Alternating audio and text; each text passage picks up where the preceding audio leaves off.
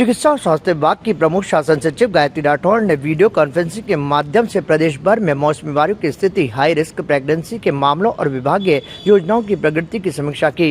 इस दौरान उन्होंने अधिकारियों और चिकित्सकों को डेंगू, मलेरिया सहित अन्य मौसमी बीमारियों की रोकथाम के लिए प्रभावी मॉनिटरिंग करने के साथ ही HRP यानी कि हाई रिस्क प्रेगनेंसी वाली महिलाओं को समय पर बेहतर उपचार और आवश्यक चिकित्सा सुविधाएं उपलब्ध कराने के निर्देश दिए। VC के दौरान अजमेर संभाग की स्थिति की जानकारी ली गई। फिलहाल संभाग में डेंगू और मलेरिया के मरीजों की संख्या में कोई बड़ा इजाफा देखने को नहीं मिल रहा। इसके बावजूद चिकित्सा विभाग को सतर्क और संभावित संक्रमण को देखते हुए लगातार निगरानी रखने के निर्देश दिए गए हैं। स्वास्थ्य विभाग की टीमें मौसमी बीमारी की रोकथाम के लिए आवश्यक गतिविधियों को लगातार जारी रखेंगी।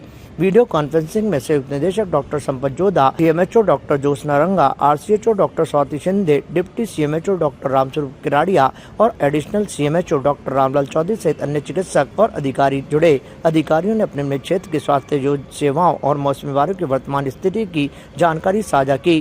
प्रमुख शासन सचिव राठौड़ ने चिकित्सा और स्वास्थ्य विभाग की विभिन्न योजनाओं और कार्यक्रमों की प्रगति की समीक्षा की। उन्होंने अधिकारियों को निर्देश दिए कि स्वास्थ्य सेवाओं में जहां पर भी किसी तरह का गैप है उन्हें चिन्हित कर दूर किया जाए। इसके लिए जिला कलेक्टर और जनप्रतिनिधियों के साथ कोऑर्डिनेशन स्थापित करते हुए बैठकें आयोजित की जाए और नियमित सभी योजनाओं की मॉनिटरिंग की जाए। बैठक में विभागीय अधिकारियों को योजनाओं के क्रियान्वयन की नियमित समीक्षा करने और जमीनी स्तर पर मरीजों को मिल रही सुविधाओं की मॉनिटरिंग सुनिश्चित करने के निर्देश दिए गए। जो समय चल रहा है, बरसात का काफ़ी दौर निकल चुका है।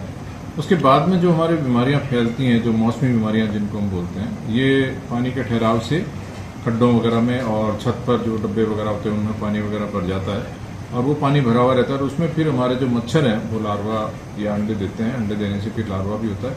वो बीमारियां जो फैलाते हैं उसमें जो हमारी खतरनाक बीमारियां जो बहुत जानलेवा भी हैं, उसमें मलेरिया भी है, डेंगू भी है, चिकनगुनिया भी है। इन सब से बचने के लिए जरूरी है कि हम सब सचेत रहें।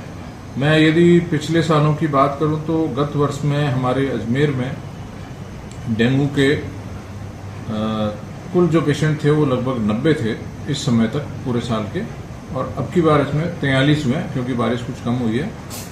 इसी तरह से मलेरिया की बात करूं तो वो 6 थे, लेकिन इस बार अब तक 5 हुए हैं। और इसी तरह चिकनगुनिया जो है वो इस बार केसेस नहीं आए, जबकि पिछली बार हमारे पास 5 आए थे।